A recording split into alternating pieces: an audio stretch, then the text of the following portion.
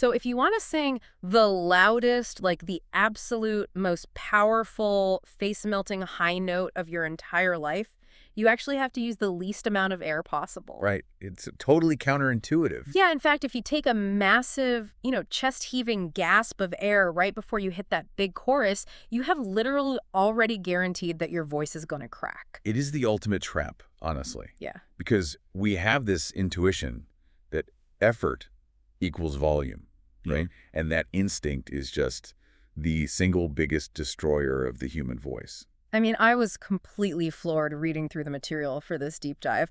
It basically tears down everything I was ever taught about singing. I bet. It really upends a lot of the common knowledge out there. Because normally, when we talk about learning a physical skill, there's this expectation of visual precision. Like, if you want to improve your tennis serve, a coach records you on an iPad. Yeah, they draw a little digital line over your arm. Exactly. And they tell you, well, look, your elbow is dropping 2 inches too low right here. It's visible. It's binary. You can just fix it. Right, you can literally see the mechanics in real time. And that's incredibly comforting for us because, we like things we can point to. We are highly visually dominant creatures. Then you step into the world of vocal training, and suddenly that camera is completely useless. Completely useless. We're dealing with a physical landscape that is entirely hidden inside the dark cavern of the throat and, the torso. And honestly, it is murky in there. Very murky. You get well-meaning choir teachers telling you to, sing from your stomach or place the sound in your mask. And I remember just standing there as a kid thinking, what does that even mean? Am I supposed to feel my stomach vibrating? Yeah, it's the absolute definition of diagnostic muddy waters. Yeah. I mean, you are dealing with these abstract metaphors that are desperately trying to describe very concrete biological functions. Right. And when those metaphors fail, which they almost always do because they're scientifically inaccurate, it leads to just immense physical frustration and even real vocal damage. And that is exactly what we are dismantling today. We are going to decode the actual physical mechanics of singing effortlessly. Yes, no vague poetry today. Exactly. No mystical poetry about finding your inner resonance, just hardcore anatomical truths. We are going to map out the exact muscular choreography used by world-class vocalists. Which is fascinating for everyone, really. Yeah, because even if you're listening right now and you only ever sing in the shower or along with the radio on your commute, understanding your own biological instrument is just a wildly fascinating journey into human physics. It really is. We all have this incredibly complex instrument built right into our bodies, and most of us are just blindly mashing the keys. So let's unpack this. Well, the overarching theme here is demystifying the magic. Because there is this really pervasive myth that great singing is a mystical talent bestowed upon a lucky few at birth. Like you either have the gift or you just don't. Right. You're either born Beyoncé or you aren't. Exactly. But when you look at the actual mechanics, it is just fluid dynamics, it's acoustics, and above all, it is precise, isolated muscle control. Wow. Just muscle control. Yeah. And when you finally align those muscles, you experience this universal aha moment that all the sources talk about. Oh, yeah, I read about that. It's this, well, when a teacher says breathe from your belly, they are really just trying to get you to stop breathing from your upper chest. That shallow, panicky breathing where your shoulders hike way up to your ears. Oh, right, the kind of breath you take when someone jump scares you? Exactly. They want the breath low. Yeah. But by telling you to push your stomach out, they are accidentally creating a massive cascade of muscular tension. So what's actually happening in the body then? Let's look at how it really works. Yeah. The main muscle of inhalation is the diaphragm. It is this massive dome-shaped sheet of muscle sitting horizontally right at the bottom of your rib cage. Okay. It totally separates your heart and lungs from your digestive organs. So it's like a parachute inside your ribs. Perfect visual, yes. Yeah. When you inhale deeply and correctly, that parachute flattens out, moving downward. Right. Now, underneath that diaphragm, you have a lot of bulky stuff. Your stomach, your liver, your intestines. And they take up space. Obviously. So when the diaphragm drops, it literally squishes down on all those internal organs. They have to go somewhere, right? Yeah, they can't just disappear. Right, so they gently displace outward. That's what causes the natural, slight bulge of the belly when you breathe deeply. Wait, I see. So the belly moving is the result of the diaphragm dropping. It isn't the cause. Precisely. The belly bulging is entirely passive. But when a teacher tells a 10-year-old, hey, push your belly out, they're asking them to fake the result using their abdominal muscles. And when I shove my stomach out on purpose, I'm just flexing my abs. Yes, you are actively flexing the abdominal wall outward. You are creating a solid wall of tension. Ah, okay. So think about your parachute analogy now. The diaphragm is trying to descend to pull air into the lungs, but suddenly it hits this rigid, tense structure you've artificially created in your core. So it gets stuck? Can't drop fully, the breath gets trapped high, the airflow gets stifled, and the resulting sound is muffled and weak. Wow. Because your lower body is locked in a fake pose, your throat starts to panic compensate and it just starts squeezing to control the air. You're basically putting a parking brake on your own lungs before you even sing a single note. That's a great way to put it. So if we aren't shoving our belly buttons out to the wall, what is the actual physical anchor? Like, where should you and I be feeling this? We need to look a bit higher than the belly button. We're looking for a very specific anatomical landmark called the subcostal angle. Subcostal meaning like below the ribs. Technically, yeah, it's the angle formed by the lower margins of the rib cartilages at the front of the chest. Okay, let me try to find this. Try it. Take your fingers right now, and if you're listening, you can do this too, and feel the bottom edge of your rib cage on your sides. Got it. Now trace those bottom ribs forward and up toward the center of your chest until they meet at your breastbone, your sternum. Okay, tracing up. Yeah, right in the middle, just below the pectoral muscles. There's like a little notch, like an inverted V. That inverted V is the subcostal angle. From a vocal perspective, this specific area is the core headquarters. Really? Just that little V. Yeah, it is where the diaphragm and your intercostal muscles, those are the muscles between your ribs, interact most powerfully. Okay. When you take a proper singer's breath, the primary physical feedback shouldn't be down at your belt buckle. It should be right there at that inverted V. That angle needs to widen and expand. But it isn't just a front-facing movement, right? Like if I just puff my chest out like a pigeon, that feels wrong too. Because it's a three-dimensional expansion. When that subcostal angle opens up, it's radial. You should feel your side ribs flowing outward like the gills of a fish. Gills. Oh. And crucially, you should feel a stretch and expansion all the way in your lower back. Your entire lower torso should inflate like a rubber inner tube expanding in all 360 degrees. Okay, I have to stop you there. Yeah. Because feeling my lower back expand sounds like a total Jedi mind trick. It does sound a bit out there. I mean, I can barely feel my lower back when I do yoga stretches, let alone when I just stand there and take a breath. Yeah. How do I actually isolate that feeling? Well, it is notoriously difficult because we just aren't used to isolating those back muscles for breathing at all. We're very front-dominant breathers. Yeah, for sure. But there's a brilliant physical hack to force your nervous system to actually feel it. Oh, lay it on me. If you're somewhere where you can sit down, well, try this right now. Sit on the very edge of your chair, plant your feet really wide. Okay, I'm on the edge of my seat. Now lean way over so your elbows are resting heavily on your knees, and just let your belly and your head hang totally loose, pointing toward the floor. Okay, I'm bending over. I look ridiculous right now. Perfect. Well, In that bent over, totally clasped position, I want you to take a slow, incredibly deep breath. taking a breath. Oh, wow. What did you feel?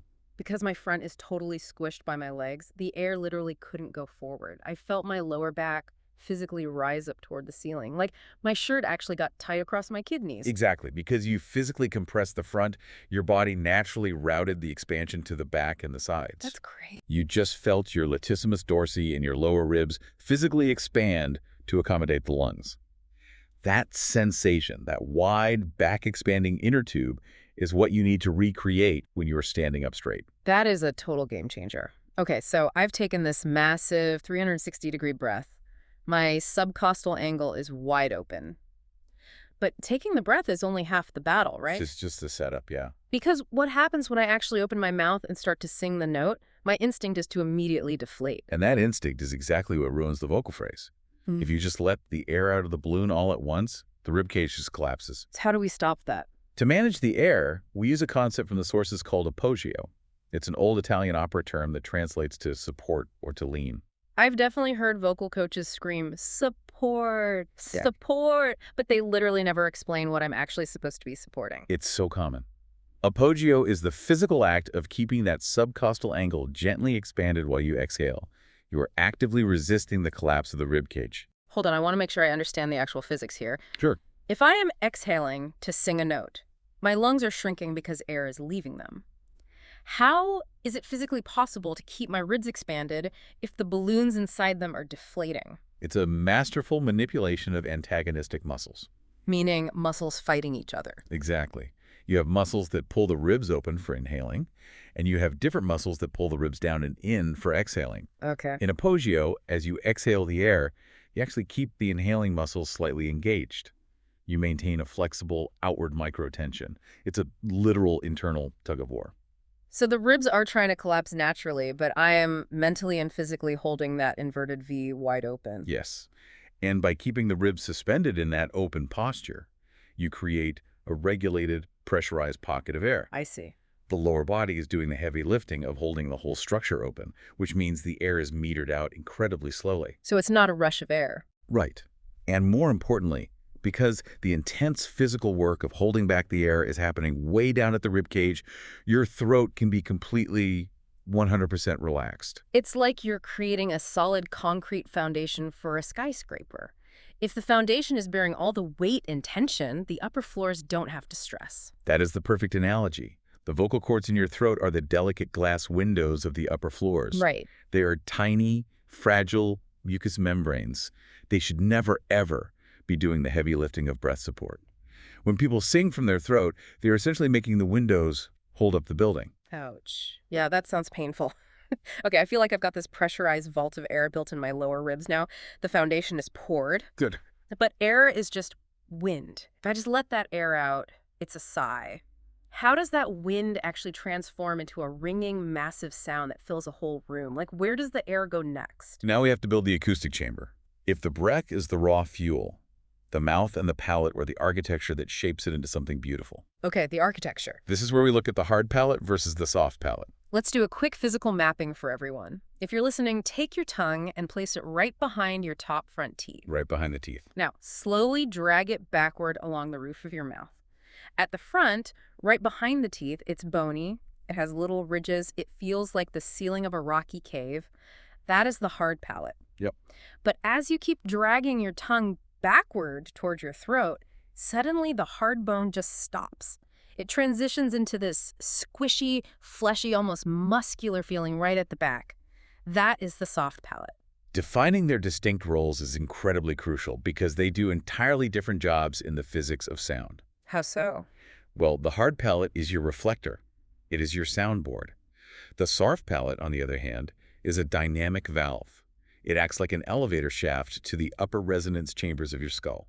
Okay, let's unpack the hard palate first, the reflector part. When people talk about singing in the mask, I assume this is what they mean. Yes, exactly. But what does bouncing sound off that hard bone actually accomplish? It really just comes down to the behavior of sound waves. Hard surfaces reflect high-frequency sound waves incredibly efficiently. Soft surfaces absorb them. Oh, like room acoustics. Totally. Think about walking into a bathroom lined entirely with hard ceramic tile and singing a note. It rings forever, it's echoey, it's bright, it makes you sound like a rock star. Exactly. Now imagine singing that exact same note in a room completely lined from floor to ceiling with heavy, thick velvet curtains. Oh, it would sound completely dead. The sound would just get swallowed the second it left my mouth. Exactly. Your hard palate is the tile wall inside your head. The back of your throat is the velvet curtain. Wow, okay. When your vocal cords generate a sound, the raw sound is actually quite weak and buzzy. If you let that sound just hang out in the fleshy back of your throat, the soft tissues absorb all the high frequencies. You get a dull, muffled, swallowed sound. But if I bounce it off the bone? If you direct that sound wave forward so it literally strikes the hard, bony structure just behind your front teeth, the bone amplifies the high frequencies. That makes so much sense. It reflects the sound out of your mouth with intense efficiency. It creates what singers call the core, or the metal of the sound. It gives the voice a laser-like focus and clarity. So it's not about yelling louder. Not at all. Oh. It's what allows an opera singer to be heard over a 70-piece orchestra without a microphone. They aren't yelling, they're just perfectly reflecting the sound off their internal bathroom tile. Okay, but saying bounce sound off your bone is easy. Actually doing it feels completely abstract. How do I know if I'm hitting the tile or the velvet? The best diagnostic tool for this is the simple hum. Just a normal hum. Yeah. Keep your lips closed, let your jaw relax, and just hum a steady sound. Okay, I feel it mostly in my throat. That means you are in the velvet room right now. Yeah. You need to physically route the acoustic energy forward. How do I do that? Try humming again, but this time I want you to intentionally try to move the buzzy, vibrating feeling away from your neck and push it right up behind your upper front teeth. Try to make your lips and your nose tickle. Okay, let me try. Mm. Wait, I'm shifting it. Mm. Oh, that's weird. What happened? It suddenly got much louder inside my own head, and my upper lip is literally vibrating right now. You found the mask. You aimed the sound wave at the hard palate. That was surprisingly immediate. Right. Another great physical cheat code is using the consonant N. Try saying the word knee and freezing on the N. Knee. Nay. Yeah, my tongue is jammed right up against that hard ridge behind my teeth. Exactly. The N consonant physically forces your tongue to bridge the gap and aim the sound directly at the hard palate. Oh, I see. If you ever feel like your voice is getting muddy or swallowed, singing a few scales on the syllable knee will instantly bring the focus back to the front. There's a vivid visualization I read about in the sources for this, too. You imagine there is a tiny, stubborn piece of paper stuck to the roof of your mouth, right behind your front teeth, Oh, I love that one. and you have to use the concentrated sound and air of your voice to blow that paper off the bone. It forces you to project the sound forward like a laser beam. It's a fantastic mental image. When you hit that target, the sound instantly shifts from bluey to sharply in focus. Okay, so that's the front of the house. The hard palate is the reflector. But what about the back half, the squishy part, the soft palate? Right, the velvet room. Why is this considered one of the most critical muscular control points in all of vocal training? Because unlike the hard palate, which is fixed bone, the soft palate can move. It is a dynamic muscular dome. It's basically a muscle. Yes, you can actively lift it up or let it collapse down. Mm. And its position dictates whether you sound like a booming cathedral or whether you sound like you have a terrible sinus infection. You called it a valve earlier. What is it valving? It's valving the gateway to your nasal cavity. If you were to look at an anatomical cross-section of a human head, behind the nose and above the throat is a massive empty cavern. The soft palate acts like a drawbridge to that cavern. I'm picturing a drawbridge now. When the soft palate hangs down relaxed, air and sound can easily travel up from the throat, past the soft palate, and into the nose. That's how we make sounds like M and N. But when you lift it, When you engage the muscles to lift the soft palate, it raises up and back, pressing firmly against the back wall of the throat. It effectively seals off the nasal cavity completely. and why do we want to seal off the nose when we sing most words? I thought singing in the mask meant using the nose. It's a really common confusion. Mask resonance is feeling the vibration in the bones of the face. Nasal singing is when the actual air and sound waves are leaking out of the nostrils. Oh, that makes sense. If the soft palate is lazy and drooping, the sound constantly leaks into the nose, and you get that flat, whiny Yogi Bear tone. Nobody wants that. No. But more importantly, when you lift that soft palate, you aren't just blocking the nose. You are massively increasing the architectural volume of the back of your mouth. You are literally raising the ceiling. You are creating a cathedral-like arch in the back of your throat. Exactly. By raising the roof, you give the sound waves space to bloom before they shoot forward to the hard palate. So it's about space. Yes. This is what gives a voice depth, roundness, and that rich, warm quality. It prevents the sound from being thin and piercing. It is also the essential elevator door that allows high notes to travel up into the upper skull resonance. Without it, what happens? Without lifting the soft palate, high notes just crash into a low, fleshy ceiling and break. Okay, this is where I really need help. Yeah. Because lifting a muscle I can't even see and have never consciously thought about my entire life sounds completely impossible. It's tricky at first. I mean, I don't even know where the nervous system connection to my soft palate is. This is where we have to hack the nervous system. The beauty of human anatomy is that your body already knows exactly how to move this muscle perfectly. It does. Yeah, it does it involuntarily all day long in reaction to temperature, emotion, or surprise. We just have to hijack those reflexes. Okay, let's go through the hacks. The first reflex trick from the sources is the stifled half yawn. Try it right now. Mm-hmm. Imagine you are in an incredibly boring, silent meeting. Oh, I've been there. You feel a massive yawn rising up from your chest, but you absolutely cannot open your mouth. You keep your lips pressed firmly together, but you allow the back of your throat to stretch wide open to accommodate the yawn. Oh, wow. I felt that instantly. My ears actually popped a little bit. The back of my mouth feels huge, like a cave just opened up. That stretching, ballooning sensation in the back of the roof of your mouth. That is your soft palate actively lifting and arching upward. The second trick is imagining a hot egg or scalding hot water in your mouth. Think about the physical reaction there. If you accidentally took a huge gulp of boiling hot tea, what does your mouth do to protect itself before you can even spit it out? Everything pulls away. Like my tongue instantly flattens down to the floor of my mouth, and the roof of my mouth retracts upward to get away from the heat. Yes. That protective flinching reflex perfectly creates the cathedral arch we want for singing. It drops the tongue out of the way and vaults the soft palate. And the third one is taking a surprise sniff of a rose. Imagine someone suddenly hands you a beautiful flower, and you take a sharp, delighted, gasping inhale through your nose. Like a gasp. That sudden emotional intake of air naturally causes the soft palate to vault upward to draw the scent in as efficiently as possible. And if you want visual proof that these tricks are actually moving things around in your throat, there is something called the flashlight test. Oh, I highly recommend everyone listening goes to a bathroom mirror and tries this. What do we do? Open your mouth wide, turn on your phone flashlight, shine it into your mouth, and just say a lazy, relaxed. Look at the back of your throat. You will see a little fleshy punching bag hanging down in the dead center. Right, the uvula, the little cartoon dangling thing. Exactly. The uvula is actually the very bottom tip of your soft palate. When you just a lazy fist light, it hangs low, almost touching your tongue. Okay. Now, while still looking in the mirror, keep your mouth open and do the surprise sniff of a rose reflex, or trigger that stifled yawn. If you do it right, what happens? You will visually see that little punching bag suck upward and completely vanish into the upper architecture of your mouth. It just disappears. Yep. And the side walls of your throat, which are called the facial pillars, will pull apart horizontally like heavy theater curtains opening on a stage. You will literally watch your internal anatomy remodel itself into a cathedral. That is wild. It's like Transformers, but inside your skull. It really is. So we have the hard palate at the front acting as the reflector for brightness, and the soft palate at the back acting as the cathedral dome for depth there. There is a phrase from vocal pedagogy that perfectly synthesizes this. Rear up, front hit. It is the ultimate blueprint for vocal resonance. Rear up, front hit. You need the rear space to be lifted, the soft palate vaulted to give the sound richness and prevent it from getting stuck in the throat. But if you only lift the back and you forget the front, the sound is huge but hollow. It sounds swallowed. Right. It has size, but no laser focus.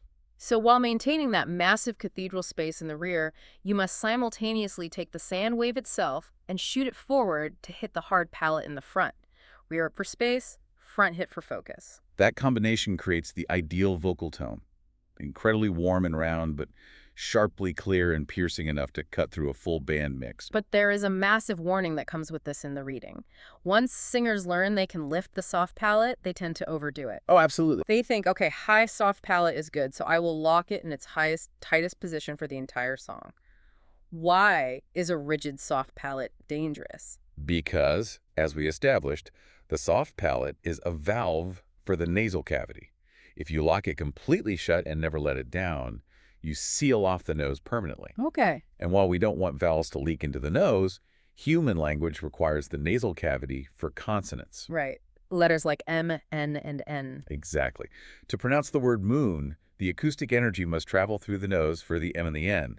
If your soft palate is permanently locked in the high vaulted position, you physically cannot pronounce those letters. Let me try. I'm going to lock my palate up. Booed.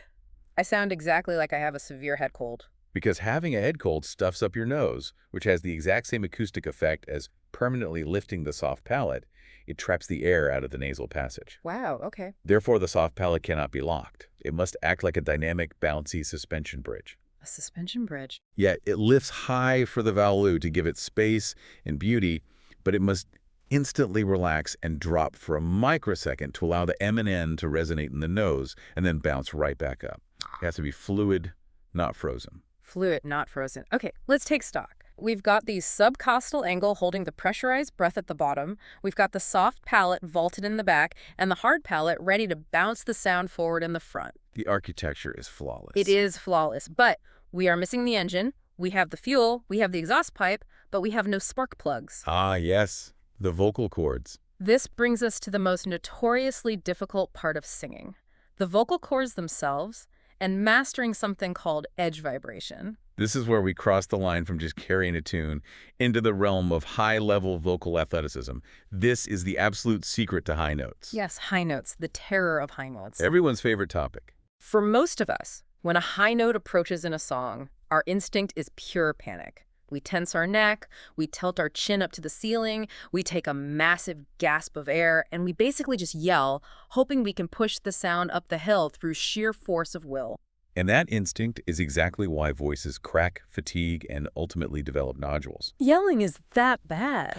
Yelling a high note relies on blasting thick vocal cords together with massive air pressure. It is highly inefficient and physically destructive. So what should we be doing? To understand why, we need to understand what vocal cords actually are. Because I think a lot of people picture them as little guitar strings strung across the throat. Wait, they aren't strings. Not at all. They are two folds of mucosal tissue, layered with ligament and muscle. Think of them more like two tiny curtains, or two lips, sitting horizontally inside your Adam's apple, your larynx. Curtains inside the throat. Okay. When you just breathe quietly, those curtains pull apart into a V shape to let air pass down into your lungs. When you speak or sing, they slide together to close the gap. And then what? The air from your lungs pushes up against them, bubbling through, making them flutter and vibrate together. So when I'm just speaking normally right now, or singing a low note, what are those folds doing? For lower notes, the vocal folds are relatively thick, relaxed, and short. Because they are thick, when they vibrate, a large mass of tissue is colliding. I see. This requires a decent amount of air to move, and it creates a very solid, heavy, thick sound. This is what we call chest voice. But if I try to take that thick, heavy chest voice setting and just drag it up to a high C by pushing harder? It's like trying to drive a heavy tractor on the highway in first gear. The engine will rev, it will scream, and eventually it will blow out. That sounds painful. You are taking thick, heavy tissue and trying to force it to vibrate at incredibly high frequencies. The physical strain on the tissue is immense. So what is the alternative? How do professionals do it? What is edge vibration? To hit high notes effortlessly, the physical structure of the vocal folds must change. Instead of remaining thick and short, they need to stretch, elongate, and critically thin out. Let's use the rubber band analogy from the text because this really helped me visualize it. It's the best way to picture it. Imagine holding a thick, loose rubber band between your fingers. If you pluck it, it makes a low, floppy, dull sound. Because it's loose. Right. The whole mass of the rubber band is vibrating. That is your chest voice. Now grab both ends of that rubber band and stretch it as far as you can. What happens to the rubber itself? It gets much longer, much tighter, and it physically thins out. It becomes a narrow little string. Exactly. And if you pluck it while it's stretched thin, it produces a high, sharp, fast ping. Right. Because it is pulled thin, only the very edge of the rubber band is vibrating, and it vibrates much faster with much less effort. This is edge vibration in the human voice. So the muscles pull it tight. The muscles in your throat pull the vocal folds long and thin, so that instead of the whole thick mass colliding, only the extremely fine inner mucosal edges of the folds flutter against each other. That sounds anatomically impossible to control. Like, we are talking about microscopic mucosal edges deep inside a cartilage box in the throat. How on earth do you learn to isolate that? You can't just think thin my chords. No, you can't. You can't just will it to happen, which is why vocal pedagogy relies on truly bizarre auditory exercises to trick the nervous system into finding this coordination. Trick the nervous system. Let's look at the first one. Starting in vocal fry and shifting into a tiny tone. Vocal fry is that creaky, clicking, lazy sound, like the Grudge Girl. Or the Kardashian voice, right. Yeah, exactly. Why start there? The reason vocal fry is a genius starting point is that it requires almost zero air pressure, and the chords are deeply relaxed but physically touching each other. Well, they're touching. If you start with that lazy clicking sound and then you add just a microscopic puff of air and slightly elevate the pitch, you can transition it into a tiny laser-focused squeak. You are training the chords to stay together and vibrate on their edges without blowing a massive gust of air through them. Which leads to the next bizarre exercise, the squeaky meow or the mosquito sound. I have seen videos of incredible singers warming up by walking around backstage, literally meowing like distressed kittens. I know it looks ridiculous, but mimicking a sharp, whiny meow or imitating the high-pitched, annoying zzz of a mosquito buzzing in your ear is an absolute masterclass in edge vibration. Why does pretending to be a cat work better than just trying to sing a high rope? because it's an acoustic trick on the brain. When you try to sing in meow, your brain associates that with your normal, heavy speaking voice, and it fires the muscles to keep the cords thick. Interesting. But when you mimic a cat's meow, your brain instinctively knows, oh, we aren't using the human speaking voice right now. We are making a weird, tiny animal noise. So it bypasses the habit. It naturally bypasses the heavy muscles and triggers the muscles that thin the vocal cords. The sound is inherently bright, whiny, and high frequency, which forces the physical vibration strictly to the thin edge of the folds. Okay, I have to push back here. Because if I am standing in my living room doing a breathy little kitten meow, I am going to sound ridiculous. You are. But more importantly, isn't that just a fake voice, like falsetto? How does a tiny, silly meow ever transform into a powerful arena rock high note? This is the absolute crux of high-level singing. You have hit on the exact danger zone. The difference between a leaky, fake voice and true edge vibration. Okay. There is a critical anatomical distinction between what we call a false meow and a true meow. Break that down for me. What is a false meow? A false meow is essentially just falsetto. It's when the vocal folds are indeed stretched thin, but they're not closing properly in the middle. So there's a gap. They are held slightly apart, and the air from your lungs is just rushing through the gap, causing the edges to flutter weakly in the breeze. It sounds breathy, airy, and hooty. Right. It has no core. If you try to take that breathy falsetto and make it loud, you can't. It just sounds like you were blowing wind out of your mouth. Because there's no resistance. It lacks power because there's no resistance to the air. It's like a leaky tire. So what is the true meow? How is it different? A true edge vibration meow has what we call closure. The folds are stretched thin, yes, but their inner edges are firmly physically glued together. They're holding back the air. They're sealed shut. When the pressurized air finally pushes through that tight seal, it creates a sharp, piercing, almost metallic core to the sound. It is not breathy at all. Wow. It might be quiet in volume at first, but it is intense, focused, and buzzing. It is a false sound with closure. A false sound with closure. So it has the thinness and high-pitch capability of falsetto, but it has the muscular grip and resistance of a real chest voice. Exactly. And when you achieve that metallic, firmly closed, tiny squeak, you have just planted the seed of a massive high note. How does a squeak become a high note? Because once you have that sharp edge vibration, all you have to do is drop your jaw, lift your soft palate to build the cathedral, and hit the hard palate. Oh, the architecture from earlier. Yes. That tiny, highly pressurized squeak gets amplified by the acoustic architecture of your skull into a towering, powerful note without you ever having to yell or push more air. But it all hinges on that one word you just highlighted. Closure. Closure. Which perfectly leads us to the core mechanical truth of the voice. Let's define vocal fold adduction, which is the technical medical term for closure. We know it means the chords are coming together, but let's dive deep into the physics of why it matters so much. It matters because without closure, there is no sound wave. Period. Just wind. Yes. Vocal fold adduction is the physical act of the tiny muscles in the larynx, rotating the vocal folds inward, making them act like two heavy curtains sliding shut to completely block the airway. The sources mention there are 3 specific states of closure that singers experience. The first is underclosed. Underclosed is what we just talked about with falsetto.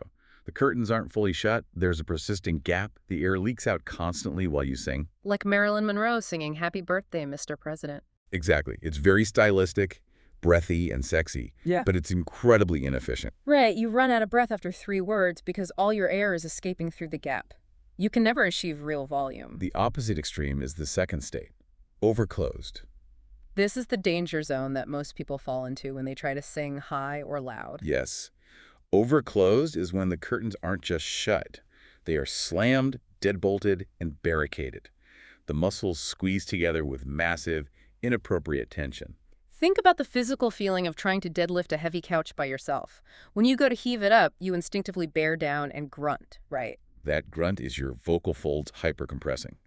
Your body slams the airways shut to stabilize your thorax for heavy lifting. That sounds dangerous for singing. It is.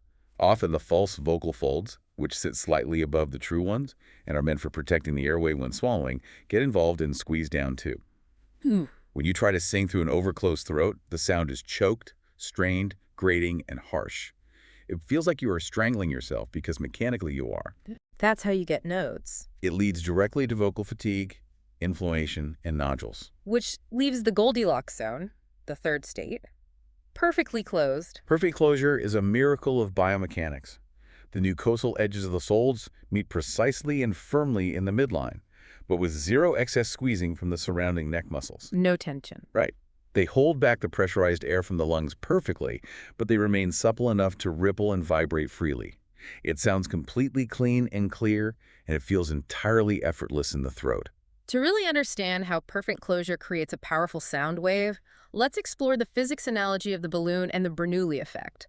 I want to unpack this deeply because it is the actual engine of the human voice. Walk us through the balloon.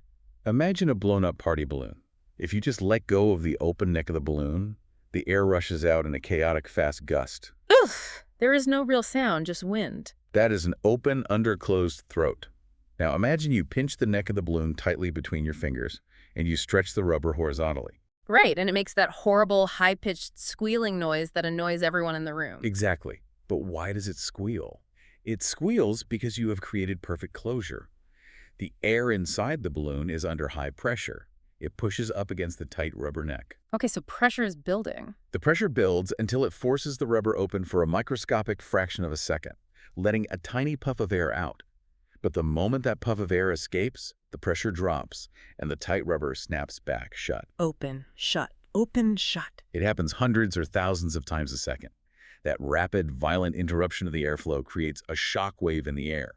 That shock wave is what we perceive as a sound wave. And this is where the Bernoulli effect comes in, right? Because it isn't just the tension of the rubber snapping back. There is fluid dynamics at play, pulling the cords together. Yes, the Bernoulli effect is an aerodynamic principle that states that as the speed of a fluid or gas increases, its pressure decreases. Okay, like an airplane wing. Exactly. When the high-pressure air from your lungs pushes through the tiny, narrow slit of your vocal folds, the air has to speed up immensely to get through the gap. And when it speeds up? As it speeds up, it creates a drop in pressure right between the folds, a literal vacuum effect.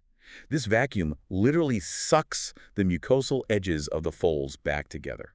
So you have the lung air pushing them apart and the Bernoulli vacuum sucking them shut. Push, suck, hundreds of times a second. That is the cycle of vocal fold vibration. That is the engine. And the balloon analogy perfectly explains pitch, too. Because if you pull the neck of the balloon tighter and stretch the rubber thinner, what happens to the squeal? It gets higher and sharper. Thinner rubber, faster vibration, higher pitch. That is edge vibration and perfect closure working together. So how do we find this perfect closure in our own bodies without accidentally squeezing our neck muscles like we're deadlifting a couch? There is a brilliant, subtle little diagnostic exercise called the stop breath method. Try this. Take a breath and say a steady, relaxed, ah. Now, while holding that note, I want you to stop the airflow sharply, but do not close your mouth and do not close your lips. Stop the sound from inside your neck. Sharp stop. What did you feel?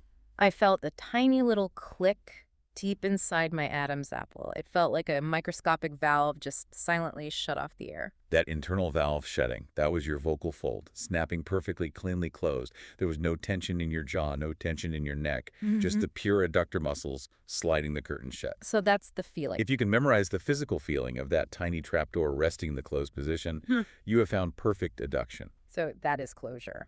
But to sing high notes, as we established with the rubber band, we also need stretching. We need elongation. This introduces the siren test. The siren is the ultimate test of vocal coordination and elasticity. It involves sliding continuously from your absolute lowest comfortable pitch, smoothly up to your absolute highest pitch, and back down again without breaking, like an ambulance siren. Woo! Like that. Exactly. Using vowels like woo or ng helps align the vocal tract optimally. The goal of the siren is to prove that you can smoothly stretch the vocal folds thinner and thinner, continuously, without a sudden crack or a clunky shift into a breathy falsetto. Because that crack is the exact moment the cords fail to stretch properly and the air just blows them apart. Yes. And the muscle responsible for this smooth stretching is incredibly important. It's called the CT muscle, or the cricothyroid muscle. Let's give the CT muscle its moment in the spotlight, because understanding how this lever works is mind-blowing. How does a muscle inside a cartilage box actually stretch the cords? Let's visualize the anatomy. Put your hand on your Adam's apple. That hard V-shaped structure is your thyroid cartilage. It looks a bit like a medieval knight's shield, bent in the middle. Okay, a shield. Your vocal cords are attached horizontally to the inside front of the shield. Okay, cords attached to the inside of the shield. Now, just beneath that shield, is another piece of cartilage called the cricoid cartilage. It looks like a thick signet ring sitting on top of your windpipe. A ring and a shield. These two pieces of cartilage are connected by a hinge joint. The CT muscle bridges the gap between them. When the CT muscle contracts, it pulls the thyroid shield forward and tilts it downward on that hinge, away from the back of the throat. And because the vocal cords are attached to the front of the shield, when the shield tilts forward, It physically pulls the cords along with it, stretching them longer and tighter. It is exactly like turning the tuning peg on a guitar to stretch the string tighter and raise the pitch. Now, here is where we get a phenomenal physical cheat code. We talked about how you can't really feel these tiny internal throat muscles, but there is a physical posture hack to help the CT muscle do its job. Think about what happens when people try to sing a really high note.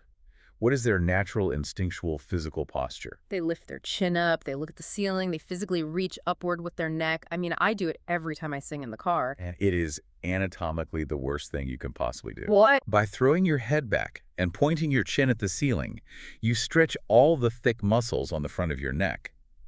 This tension actually locks up the larynx, paralyzing that hinge joint and making it incredibly difficult for the CT muscle to tilt the thyroid shield forward. You are literally fighting your own anatomy. So what is the cheat code?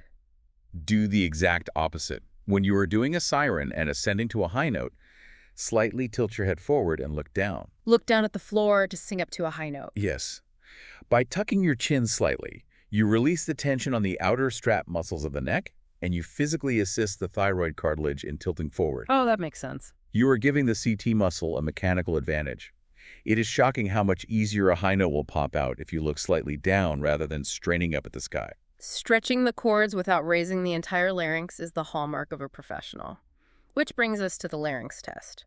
Because the larynx, that whole Adam's apple box where the cords live, loves to completely misbehave when we sing high. It does. It loves to ride up like an elevator. Let's do a physical test. Gently rest your fingers lightly on your Adam's apple. Now, swallow some saliva. Swallowing, yep. It violently yanked upward, almost disappearing under my chin and then dropped back down. That is the swallowing reflex. It raises the larynx to seal off your airway so food doesn't go into your lungs. It's a vital survival mechanism. So what's the issue for singing? The problem is many untrained singers accidentally trigger this exact survival reflex when they panic on high notes. They squeeze the swallowing muscles, yanking the entire larynx up to the chin. And how does that affect the sound? It completely chokes it off. It narrows the throat to the size of a straw, creating a shrill, squeezed Kermit the Frog kind of sound. So what is the ideal laryngeal posture? Where should it be? The PSI test will show you. Take a deep, relaxed breath, drop your shoulders, and just let out a heavy, relaxed, exhausted sigh. Feel where your larynx rests during that sigh. It should be down in a comfortable, stable, slightly lowered position. That is the ideal posture for singing. Just resting there. The larynx stays stable and relaxed in the middle of the neck, while the internal CT muscle does the invisible work of tilting the cartilage to stretch the cords. Okay, so we've mapped out the two major actions for the vocal cords on high notes. They must stretch and thin out elongation via the CT muscle, and they must firmly stay glued together, adduction or closure. Right. But this brings us to a massive, glaring paradox. The ultimate physiological tug of war. Yes. Think about the rubber band again. If I stretch a rubber band, it naturally gets thinner.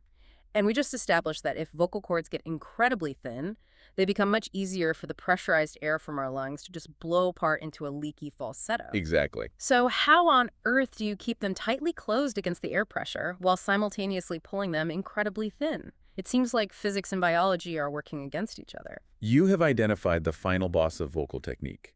The muscles that pull the cords long, the CT muscles and the adductor muscles that hold the cords shut, are in a literal tug of war. What happens if one side wins? If the stretching muscles win completely, the cords pop apart, you lose closure, and you crack into falsetto. If the closing muscles win completely, you end up with a thick, heavy, shouty chest voice that can't reach the high pitch, and you strain.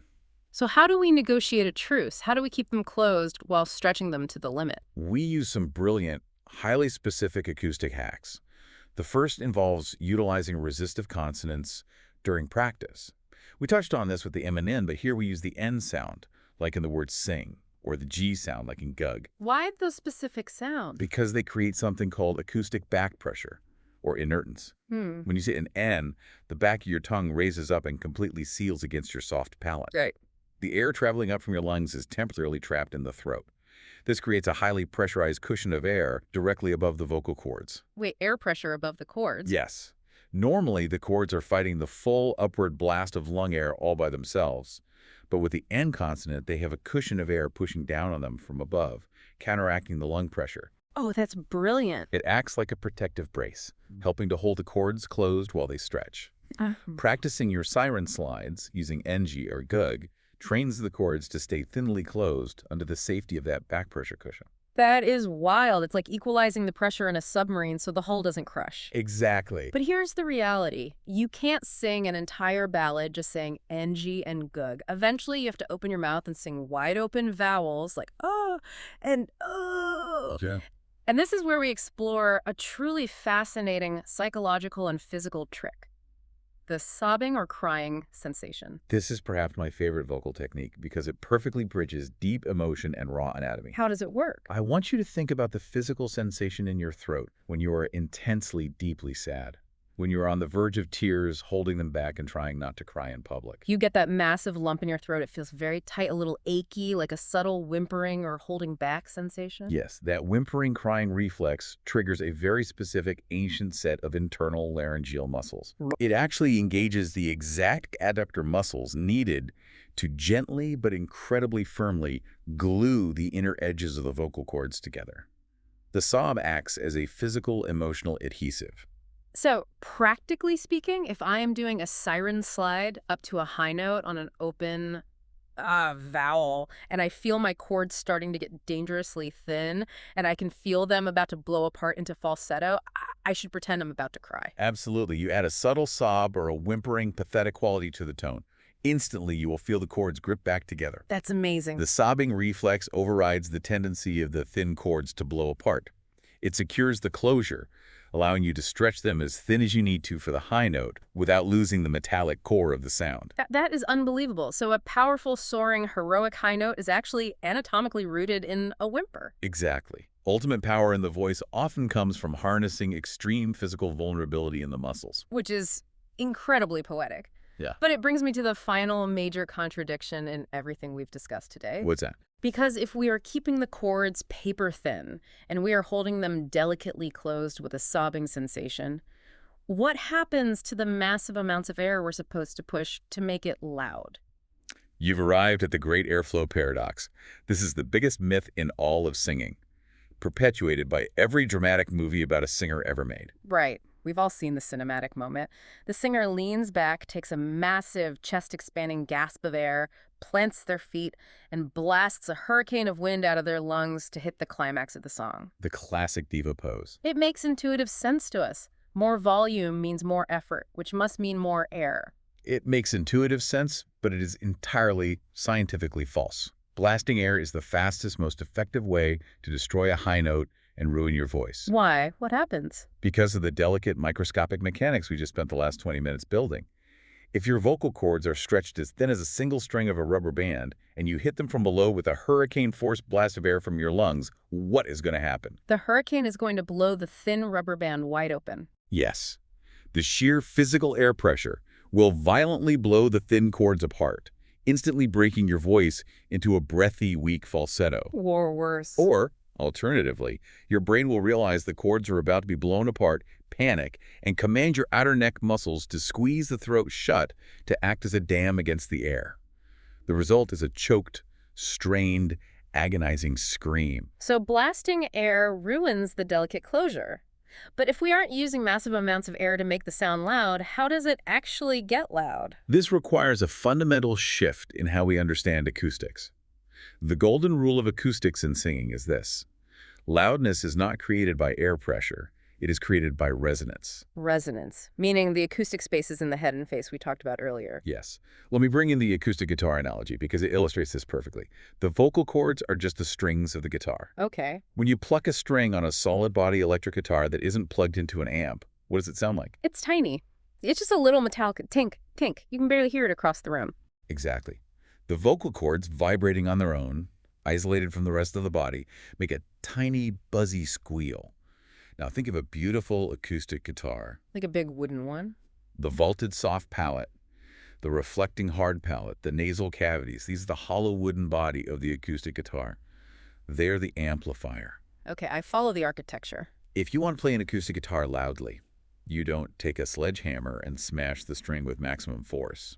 That wouldn't make a beautiful loud sound. No, we'll just snap the string. Or create a horrible, distorted, buzzing twang.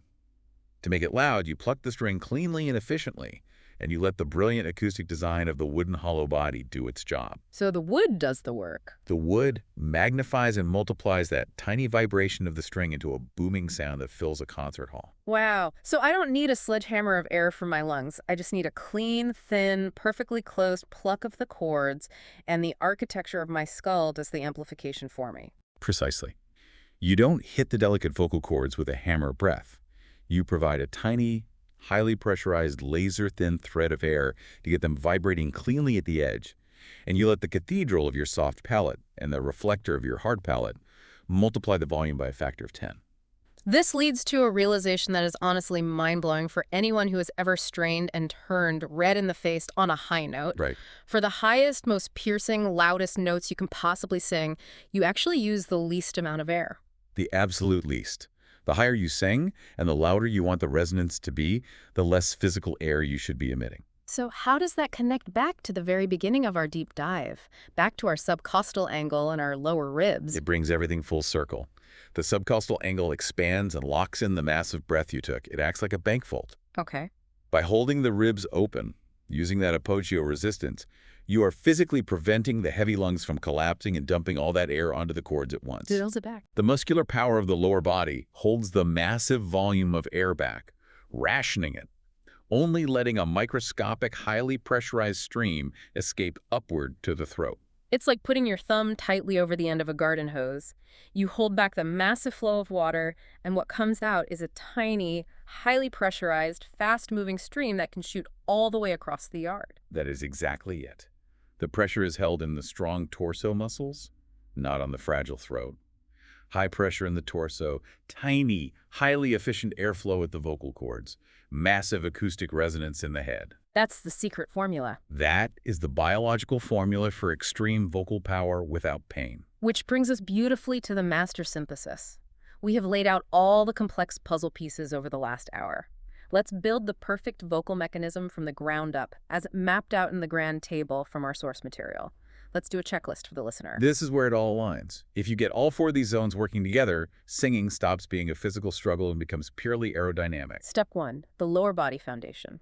You take a deep breath, the diaphragm drops, and your subcostal angle, inverted V of your ribs, expands outward radially in 360 degrees, filling your back. And then as you exhale. As you begin to sing, you actively resist the collapse. You hold that expansion, utilizing your core to securely ration a tiny, highly pressurized stream of air upward. Step 2, the engine room of the vocal cords. As you ascend in pitch, you refuse to push thicker mass. Instead, you allow the CT muscle to tilt the cartilage, pulling the cords thin and long like a rubber band. And the sobbing thing. Simultaneously, you hold them firmly, delicately closed, perhaps utilizing a subtle internal sobbing sensation so that only the extreme inner mucosal edges are fluttering. Edge vibration with perfect closure. Step 3, the housing of the larynx. The Adam's apple does not yank upward toward your chin in a panic like you are swallowing. It rests comfortably in the middle of your neck, feeling wide open, stable, and relaxed, maintaining the posture of a deep, exhausted sigh. And finally, step 4, the upper body amplifier. Your soft palate in the rear vaults upward, triggered by the sensation of a stifled yawn, providing massive cathedral-like space and depth. But don't let it get stuck there. Right. You don't let the sound wave get trapped back there. You shoot that tiny, sharp vibration straight forward into the bony reflector of the hard palate right behind your front teeth.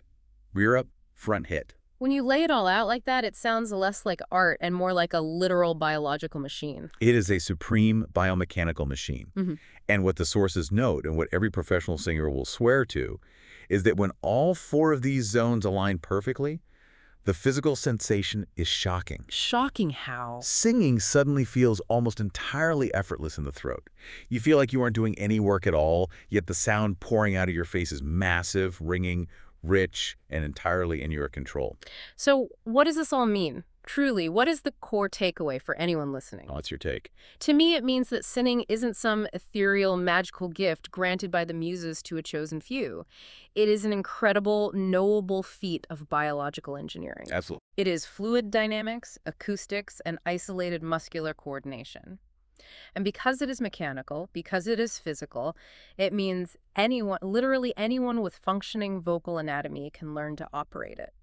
It takes time and practice to build the neuromuscular pathways and the muscle memory, sure, but the blueprint is there.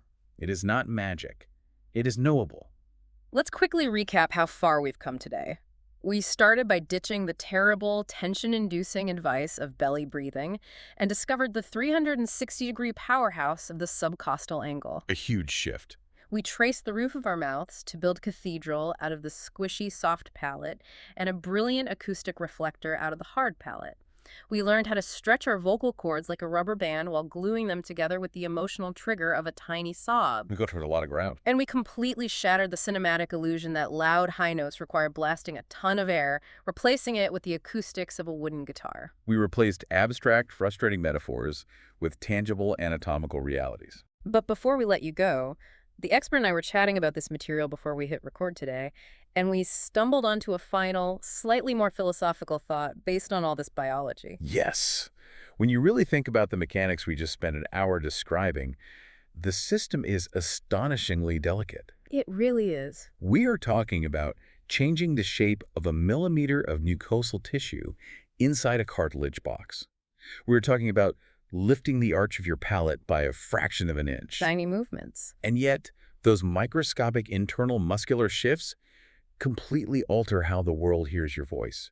They change your tone from weak to powerful, from muffled to ringing, from breathy to commanding. And it makes you wonder, if the mechanics of our voice are so physically malleable, how much of our perceived personality or our presence in daily life is simply a stubborn habit of muscle tension? It's a great question. Think about someone you know who speaks with a very thin, whiny nasal voice, or someone who speaks with a deep, booming, resonant voice. We make instant subconscious judgments about their confidence, their authority, their anxiety, based entirely on the sound waves hitting our ears. But what if that sound isn't who they are at all? What if it's just a habitual laryngeal posture they adopted in childhood? Exactly. What if they just never learned to lift their soft palate? Or they chronically overclose their vocal folds because of subconscious stress, making them sound angry when they aren't? It raises a really provocative question. Can learning to unlock your singing voice, learning to master this biological instrument, actually change the way you occupy space in the world? I believe it can. If you learn to access resonance and unforced power in your singing, does that eventually bleed into how you speak in a board meeting, how you argue, how you express love? Does changing the physical architecture of your voice change your actual reality? It's a fascinating avenue to explore, because time and time again, we see that when you free the physical mechanism, you inevitably free the expression of the person behind it. So as you go about your day today, whether you're in the car or doing dishes, I encourage you to play with your instrument. Find that inverted V of your ribs. Sit on the edge of a chair and feel your back expand. And try to buzz the hard bone behind your teeth. See what your voice is capable of when you stop fighting your own anatomy and start working with it. Just experiment. Because it turns out the murky waters of vocal technique aren't so murky after all. The blueprint was inside you the whole time. You just had to know exactly where to look. Thank you for joining us on this deep dive into the anatomy of the voice.